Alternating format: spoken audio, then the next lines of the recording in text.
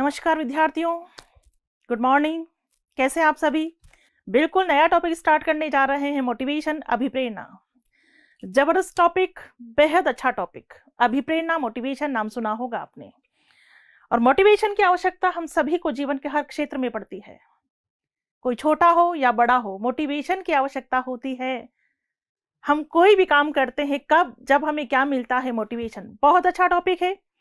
Examination point of view से बात करें तो बिल्कुल इंपॉर्टेंट टॉपिक है। क्वेश्चंस बनते हैं, कहां से कैसे क्वेश्चंस बनते हैं ये मैं आपको बताती चली जाऊंगी। तो आइए पढ़ते हैं। टॉपिक है हमारा अभिप्रेरणा, मोटिवेशन। अभिप्रेरणा जिसे इंग्लिश में क्या कहते हैं? मोटिवेशन। ठीक है, अब आगे देखिए आप। ये जो मोटिवेशन शब्द है, इस मोटिवेशन शब्द की उत्पत्ति लैटिन भाषा के, कौन सी भाषा? लैटिन भाषा के मोटम या फिर मुवेर से हुई है। मोटिवेशन शब्द की उत्पत्ति लैटिन भाषा के मोटम या मुवेर से हुई है, जिसका अर्थ होता है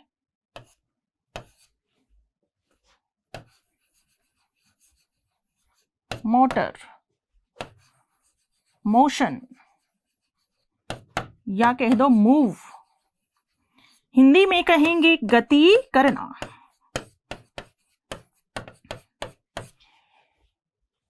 ठीक है, मोटिवेशन शब्द की उत्पत्ति मोटम या मुवेर से हुई है, जिसका अर्थ होता है मोटर, मोशन या मूव यानी गति करना। यानी मोटिवेशन के द्वारा व्यक्ति क्या करता है? गति करता है। कैसे? सिंपली आप हैं, ठीक है, आप हिलेंगे कब, या हम सब कब हिलते हैं? जब सबसे पहले हमें क्या मिलता है? मोटिवेशन। सबसे पहले हमें क्या मिलता है? मोटिवेशन। और मोटिवेशन मिलता है हमें अपनी आवश्यकता से। मोटिवेशन का संबंध किससे? सीधे आवश्यकता से। जब हमें किसी चीज की आवश्यकता होती तो हम आगे बढ़ते हैं, तो मोटिवेशन मिलता है आवश्यकता से। ये बात भी मैं बता चुकी हूं पहले में आपको। तो देखिए, मोटिवेशन मिलने पर व्यक्ति जागता और आगे बढ़ता है।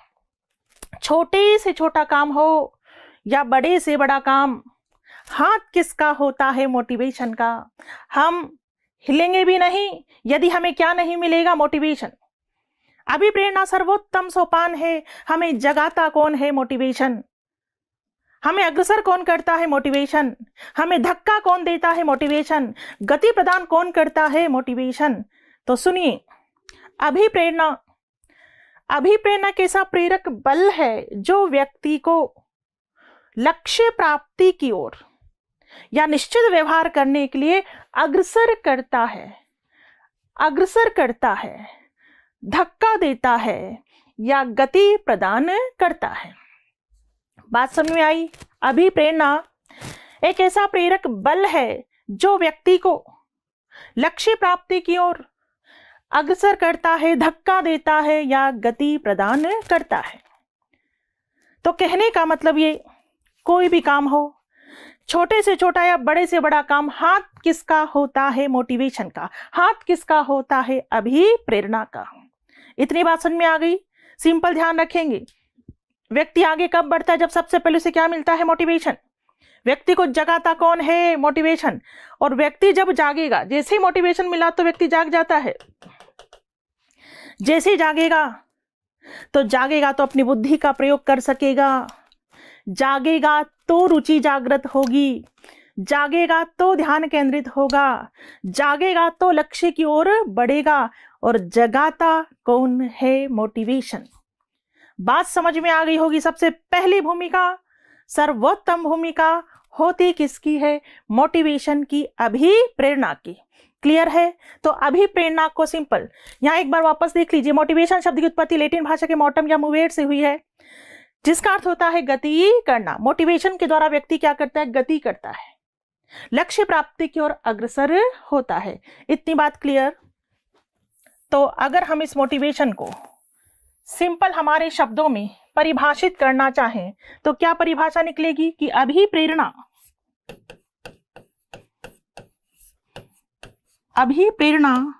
एक ऐसा प्रेरक बल है जो व्यक्ति को लक्ष्य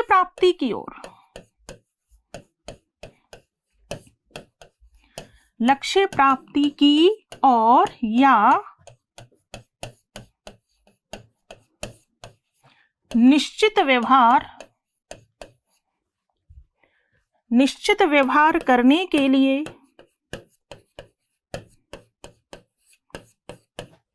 अग्रसर करता है या कह दो धक्का देता है या गति प्रदान करता है।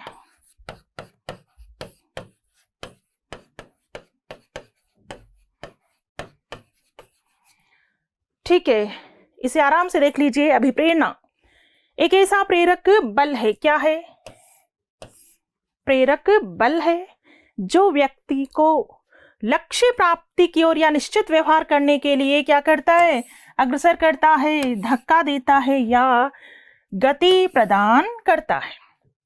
क्लियर? मोटिवेशन जो है, अभिप्रेरणा जो है, व्यक्ति को गति प्रदान करता है, धक्का देता है, अग्रसर करता है। सिंपल शब्दों में ये परिभाषा हुई। और अब बिल्कुल कुछ मनोवैज्ञानिक हुए हैं जिन्होंने अपने अपने तरीके से अभिप्रेरणा को परिभाषित किया है। जैसे एक मनोवैज्ञानिक है क्रेच एवं क्रचफील्ड, और उनका कहना है कि अभिप्रेरणा हमारे क्यों का उत्तर देती है। किसका उत्तर देती? क्यों। कोई भी काम किया जा रहा हो, क्यों लगा दो। क्यों का जो आंसर होगा वो मोटिवेशन होगा। क्यों का जो आंसर होगा वो क्या होगा? मोटिवेशन। स्किनर ने बहुत अच्छी परिभाषा दी है कि अभिप्रेरणा अधिगम का सर्वोत्कृष्ट राजमार्ग है। तो बिल्कुल कुछ मनोवैज्ञानिकों की परिभाषाएं आपको ध्यान रखनी है। देखिएगा इधर।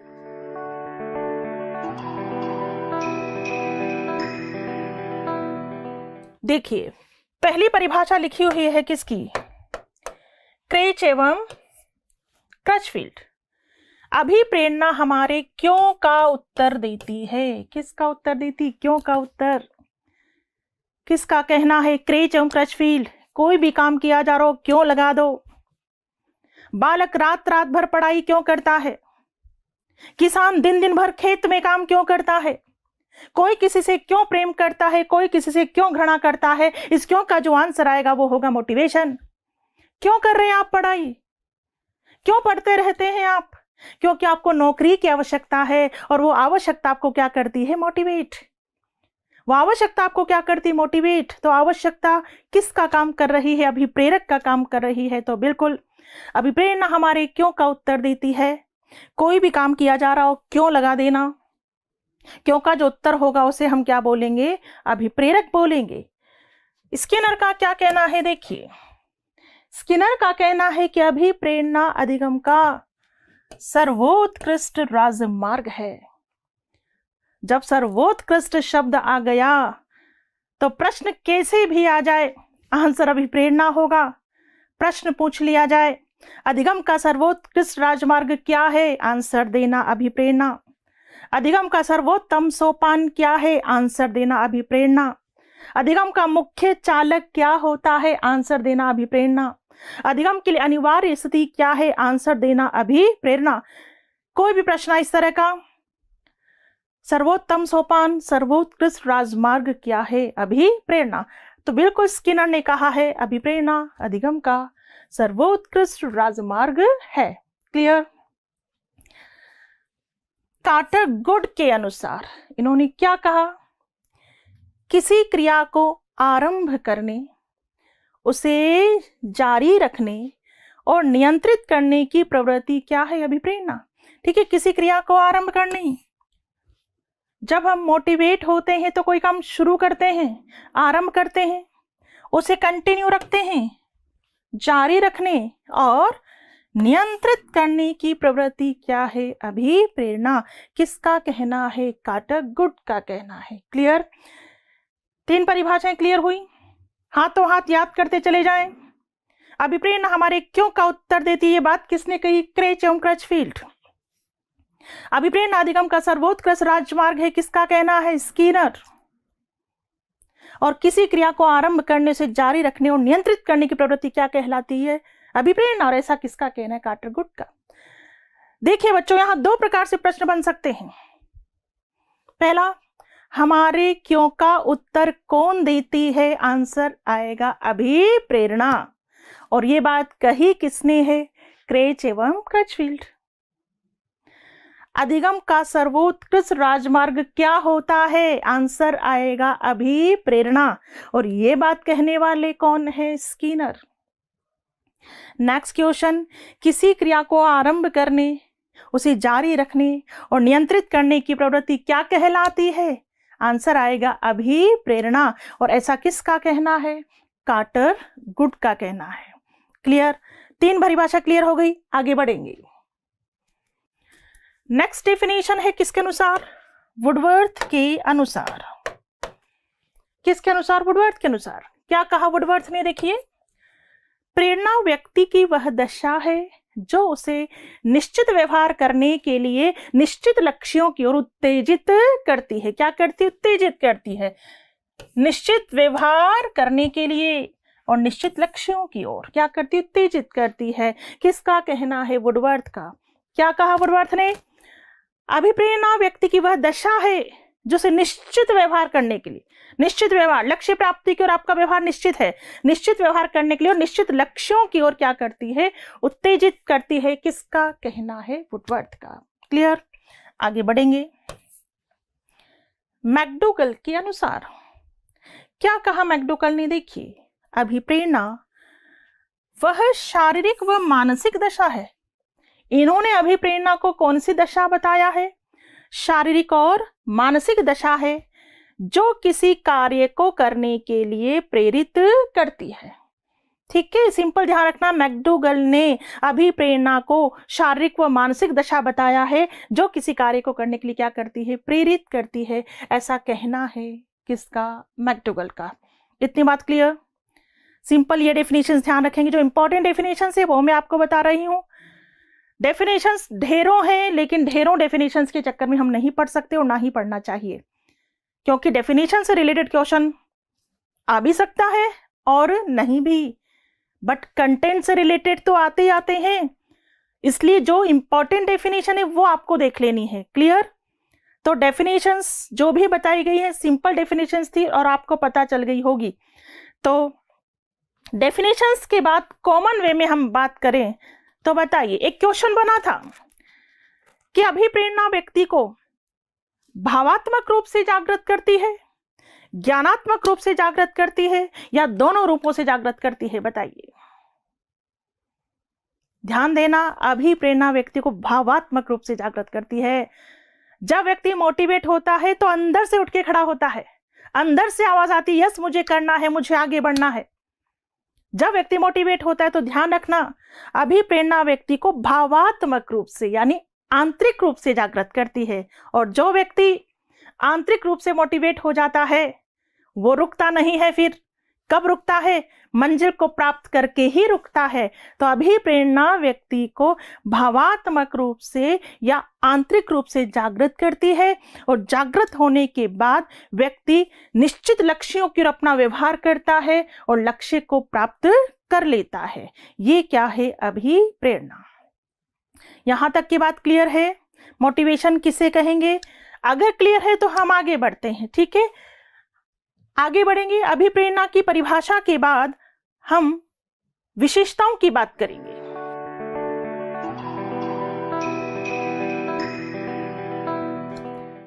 और विशेषताएं आपको पता होंगी। अभिप्रेरणा अधिगम का क्या है? सर्वोत्तम सोपान। पूछ लिया जाए अधिगम का सर्वोत्तम सोपान, आंसर क्या दोगे? अभिप्रेरणा।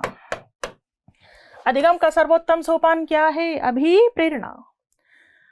अभिप्रेरणा अधिगम का सर्वोत्कृष्ट राजमार्ग है, सर्वोत्कृष्ट राजमार्ग है।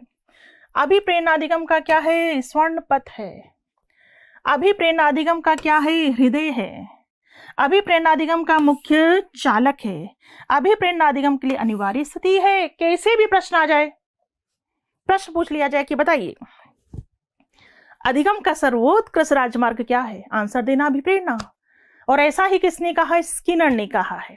ठीक है, अधिगम का सर्वोत्कृष्ट राजमार्ग अभिप्रेरणा, सर्वोत्तम सोपान अभिप्रेरणा। अधिगम का स्वर्ण पथ किसे कहा गया है? भाई जो सर्वोत्कृष्ट राजमार्ग है उसी स्वर्ण पथ कहा गया है, तो स्वर्ण पथ किसे कहा गया है? अभिप्रेरणा को। अधिगम का हृदय किसे कहा गया? हार्ट ऑफ लर्निंग किसे कहा गया है? अभिप्रेरणा, मोटिवेशन। अधिगम का मुख्य चालक क्या है? अभिप्रेरणा। और अधिगम के लिए अनिवार्य स्थिति क्या है? अभिप्रेरणा। ठीक है, अनिवार्य स्थिति मोटिवेशन बहुत ज्यादा जरूरी है। व्यक्ति मोटिवेट नहीं होगा तो व्यक्ति आगे नहीं बढ़ेगा। ठीक है, अधिगम सर्वोत्तम होगा कब? जब अभिप्रेरणा होगी। ठीक है, अधिगम सर्वोत्तम होगा कब होगा? जब अभिप्रेरणा होगी। अभिप्रेरणा व्यक्ति को चयनात्मक क्रिया करने के लिए प्रेरित करती है, चयनात्मक क्रिया करने के लिए कि यस मुझे इस दिशा में आगे बढ़ना है, मुझे टीचर बनना है, या मुझे इंजीनियर बनना है, या मुझे पटवारी बनना है। अभिप्रेरणा व्यक्ति को चयनात्मक क्रिया करने के लिए प्रेरित करती। कौन सी क्रिया? चयनात्मक क्रिया। अभिप्रेरणा व्यक्ति में निरंतरता लाती है। यस, जब व्यक्ति मोटिवेट रहता है ना तो निरंतर क्रियाशील रहता है, निरंतरता लाती है। अभिप्रेरणा व्यक्ति का व्यवहार लक्ष्य से निर्देशित होता है। ठीक है, अभिप्रेरणा में व्यक्ति का व्यवहार किससे निर्देशित होता है? लक्ष्य। लक्ष्य सामने होता है, व्यक्ति से प्राप्त करने के लिए अग्रसर होता है। अभिप्रेरणा का आंतरिक उत्तेजना है। देखिए, अभी मैंने आपको बात बताई थी, अंदर से जगाती है, व्यक्ति को भावात्मक रूप से जागृत करती है। कौन से रूप से? भावात्मक रूप से जागृत करती है। और अभिप्रेरणा एक साधन है, साध्य नहीं। साध्य, साध्य तो हमारा लक्ष्य है। साध्य तो क्या है? लक्ष्य है। उस लक्ष्य तक पहुंचने का क्या है? साधन है। तो अभिप्रेरणा एक साधन है, साध्य नहीं है। यहां तक की बात आपको समझ में आ गई? हमने केवल अर्थ और परिभाषाओं की चर्चा की है। ठीक है, अर्थ और परिभाषा वापस एक बार कॉन्सेंट्रेट होकर के सुन लें, और बिल्कुल रटने की आवश्यकता नहीं, सुनकर इतने अच्छे तरह से उसे ग्रहण करें कि जैसे एग्जाम में क्वेश्चन आपके सामने आ जाए आप उसका जवाब दे सको। अभिप्रेरणा को इंग्लिश में क्या कहते हैं? मोटिवेशन। मोटिवेशन शब्द की उत्पत्ति कौन सी भाषा से हुई है? लैटिन भाषा। हर एक लाइन प्रश्न है, ध्यान से सुन लेना। किसी भी लाइन पर से एज इट इज क्वेश्चन उठ करके आ जाते हैं। हर एक लाइन प्रश्न है, मैं प्रश्न पूछती चली जा रही हूं और आप आंसर बताते चले जाइएगा। अभी तो मैं आपका आंसर मैं खुद ही बोलूंगी, तो आपको ध्यान से सुनना है। मोटिवेशन शब्द की उत्पत्ति कौन सी भाषा? लैटिन भाषा से। कौन से शब्द से? मोटम और मूवेयर। मोटम और मूवेयर का अर्थ क्या होता है? मूव करना, मोशन करना, यानी गति करना। यानी अभिप्रेरणा के द्वारा व्यक्ति क्या करता है? गति करता है। तो अभिप्रेरणा के साथ प्रेरक बल है जो व्यक्ति को लक्ष्य प्राप्ति की ओर या निश्चित व्यवहार करने के लिए अग्रसर करता है। ठीक है, सिंपल। बताइए किसने कहा कि अभिप्रेरणा हमारे क्यों का उत्तर देती है? किसने कहा? क्रेच एवं क्रचफील्ड। ठीक है, अभिप्रेरणा अधिगम का सर्वोत्कृष्ट राजमार्ग है। किसने कहा? किसने कहा? स्किनर। किसका कहना है? स्किनर। किसी क्रिया को आरंभ करने, उसे जारी रखने और नियंत्रित करने की प्रवृत्ति क्या कहलाती है? अभिप्रेरणा। किसने कहा है? कार्टर गुड ने कहा। किसने कहा? कार्टर गुड ने कहा। ठीक है, और निश्चित लक्ष्य की और निश्चित व्यवहार वाली बात किसने कही है? वुडवर्थ ने कही है। किसने? वुडवर्थ ने। तो परिभाषा आपको पता है, और इन सब परिभाषाओं से जो विशेषताएं निकलती है वो सुन लीजिए। अभिप्रेरणा अधिगम का सर्वोत्तम सोपान। अभिप्रेरणा अधिगम का सर्वोत्कृष्ट राजमार्ग। अभिप्रेरणा अधिगम का हृदय। अभिप्रेरणा अधिगम का मुख्य चालक। अभिप्रेरणा अधिगम के लिए अनिवार्य स्थिति। अभिप्रेरणा व्यक्ति में क्या लाती है? निरंतरता। अभिप्रेरणा व्यक्ति को आंतरिक रूप से जागृत करती है, भावात्मक रूप से जागृत करती है। बात समझ में आ गई होगी। तो अभिप्रेरणा का अर्थ और परिभाषाएं आपको पूरी तरह से क्लियर हो गई होंगी, और अब हम आगे बढ़ेंगे।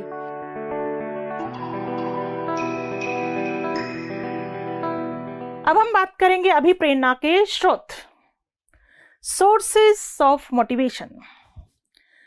कौन कौन से स्रोत व्यक्ति को मोटिवेट करते हैं? ठीक है, कौन कौन से स्रोत व्यक्ति को मोटिवेट करते हैं? तो देखिएगा इधर, अभी प्रेरणा के स्रोत हम पढ़ने जा रहे हैं।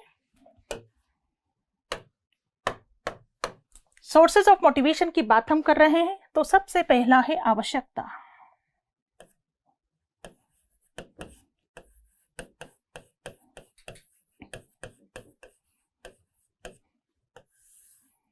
आवश्यकता, जिसे हम इंग्लिश में क्या कहते हैं? नीड। बताइए, क्या प्रत्येक व्यक्ति की कोई ना कोई आवश्यकता होती है? यस, प्रत्येक व्यक्ति की कोई ना कोई आवश्यकता होती है। और आवश्यकताओं की मैं बात करूं तो आवश्यकताएं कितने प्रकार की होती हैं? मुख्य रूप से आवश्यकताएं दो प्रकार की होती हैं। कौन कौन सी?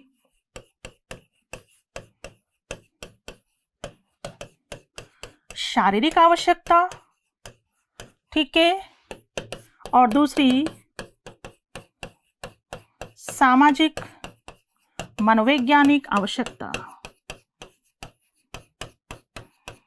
ठीक है, सामाजिक मनोवैज्ञानिक आवश्यकता। सिंपली ध्यान रखना है, आवश्यकता, प्रत्येक व्यक्ति को किसी न किसी चीज की आवश्यकता होती है। आवश्यकता मुख्य रूप से दो प्रकार की होती है, शारीरिक आवश्यकता और सामाजिक मनोवैज्ञानिक आवश्यकता। शारीरिक आवश्यकताओं की मैं बात करूं तो शारीरिक आवश्यकताएं कौन कौन सी होती बताइएगा? भोजन, पानी, काम, नींद, मलमूत्र विसर्जन आदि। शारीरिक आवश्यकताओं में मुख्य रूप से भोजन, पानी, काम, नींद, मलमूत्र विसर्जन आदि। ठीक है, जिनके बिना जीवन संभव नहीं होता।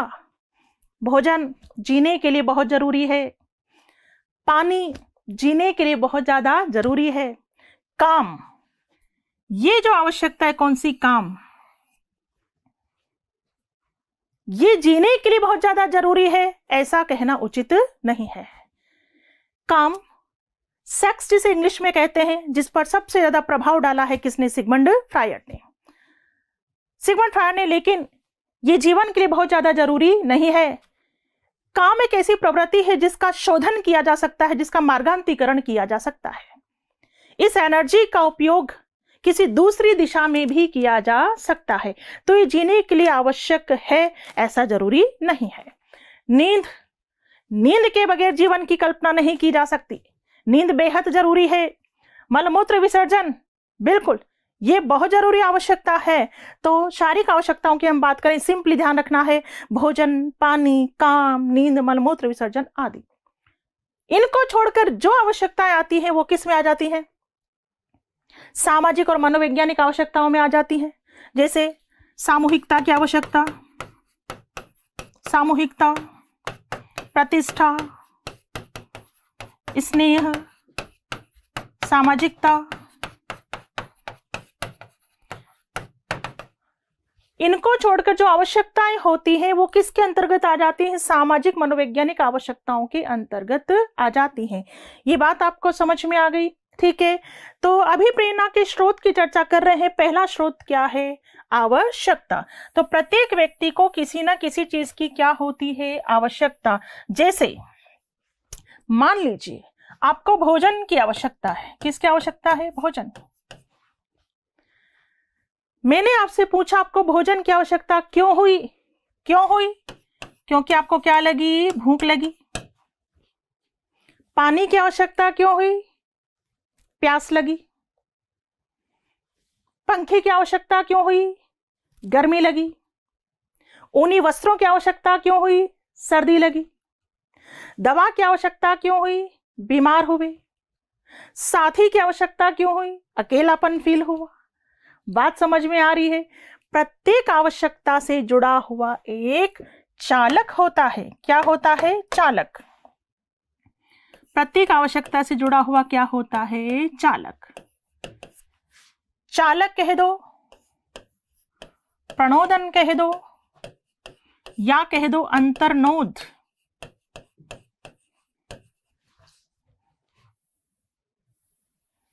ठीक है, इंग्लिश में कहेंगे ड्राइव। प्रत्येक आवश्यकता से जुड़ा हुआ क्या होता है? चालक होता है। भूख, प्यास, सर्दी, गर्मी, ये सब क्या है? चालक हैं। भोजन की आवश्यकता से जुड़ा हुआ चालक क्या है? भूख। पानी की आवश्यकता से जुड़ा हुआ चालक क्या है? प्यास। गर्मी की आवश्यकता से जुड़ा हुआ चालक क्या है? ठीक है, पंखे की आवश्यकता से जुड़ा हुआ चालक क्या है? गर्मी। ऊनी वस्त्रों की आवश्यकता से जुड़ा हुआ चालक क्या है? सर्दी। प्रत्येक आवश्यकता से जुड़ा हुआ क्या होता है? चालक। चालक व्यक्ति की वह आंतरिक दशा है जो उसे बेचैन कर देती है, जो उसे तनाव युक्त कर देती है। कैसे?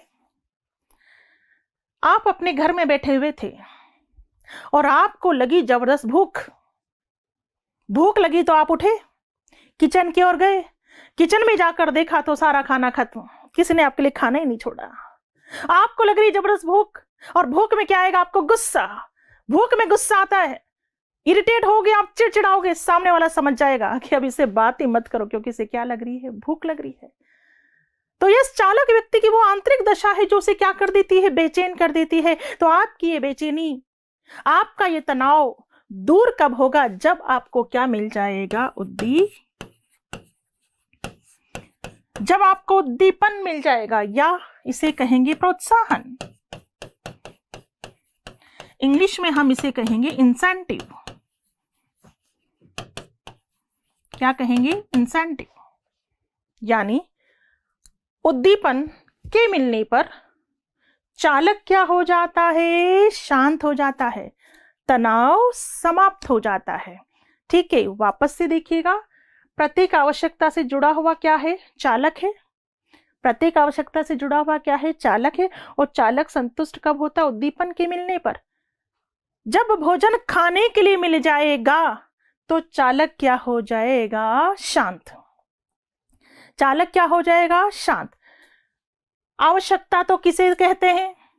किसी भी वस्तु का अभाव किसको जन्म देता है? आवश्यकता को। प्रत्येक आवश्यकता से जुड़ा हुआ क्या होता है? चालक।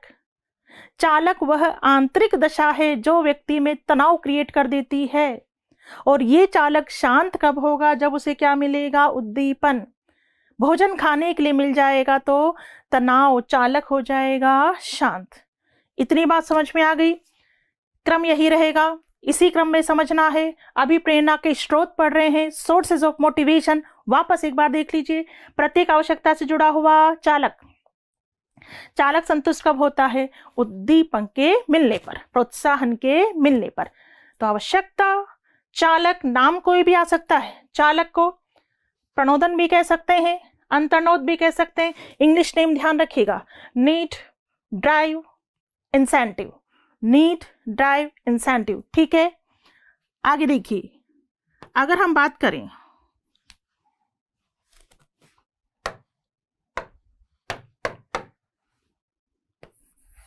कि अभिप्रेरक क्या है, तो प्रोक्त तीनों का योग क्या है? अभिप्रेरक। आवश्यकता प्लस चालक प्लस उद्दीपक। अभिप्रेरक क्या है? आवश्यकता प्लस चालक प्लस उद्दीपक, उद्दीपन।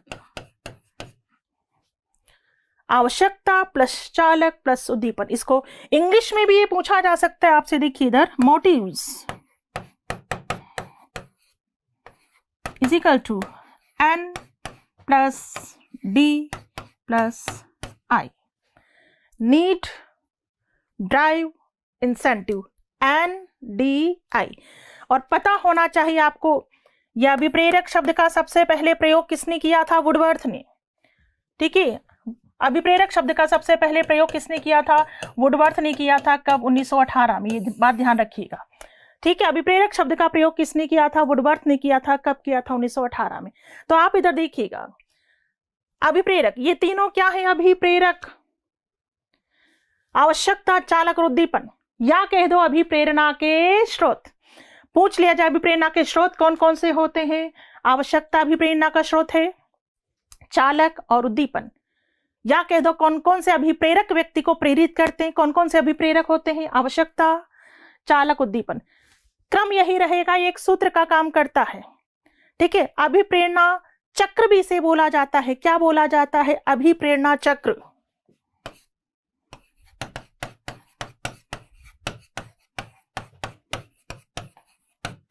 और अभिप्रेरणा चक्र में मुख्य रूप से 3 बिंदु आते हैं, आवश्यकता, चालक, उद्दीपन। NDI, need, drive, incentive. प्रश्न बिल्कुल पूछा जा सकता है कि अभिप्रेरकों का उचित क्रम क्या है। तो अभिप्रेरकों का उचित क्रम है आवश्यकता, चालक, उद्दीपन। क्रम यही रहेगा। यहां तक की बात क्लियर? अब सुनिए, एक व्यक्ति थे डेसी। कौन?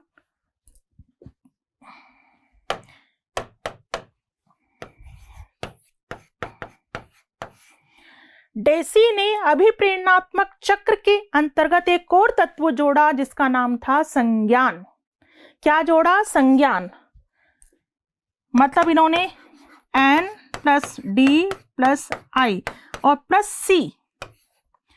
C मतलब कॉग्निशन। C का मतलब क्या है यहां बता रही हूं आपको। C का मतलब, C को इंग्लिश में क्या कहेंगे? कॉग्निशन।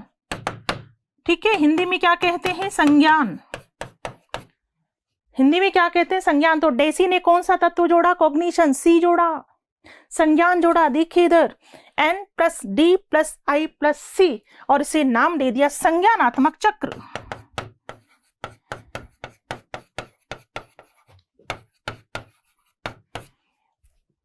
ठीक, बिना कंफ्यूजन के पढ़ना है। वापस देख लीजिए, अभिप्रेरणा के स्रोत की जहां बात आती है, सोर्सेज ऑफ मोटिवेशन की जहां बात आती है, तो पहला स्रोत क्या है? आवश्यकता।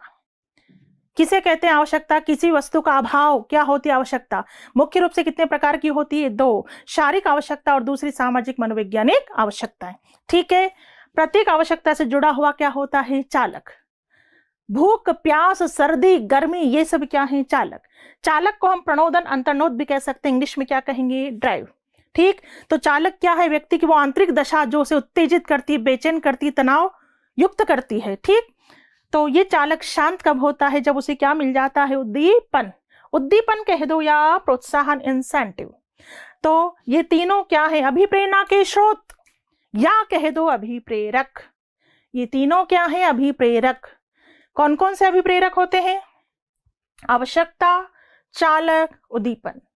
NDI, जिसे हम अभिप्रेरणात्मक चक्र भी कहते हैं। और एक बात अलग से ध्यान रखनी है कि डेसी ने इस अभिप्रेरणात्मक चक्र के अंतर्गत एक और तत्व जोड़ा। कौन सा जोड़ा? C, कॉग्निशन, संज्ञान। ठीक है, तो N plus D plus I plus C और ये चक्र कहलाया संज्ञानात्मक चक्र। यहां तक की बात क्लियर? तो ये हुए अभिप्रेरणा के स्रोत। ठीक है, फेसबुक पर लाइक करें, यूट्यूब पर सब्सक्राइब करें और डाउनलोड करें VJ education app by doctor Vandana Jadaun और पाएं free demo classes, free model test papers और free motivational videos. For more information, call us on 9587 305 306.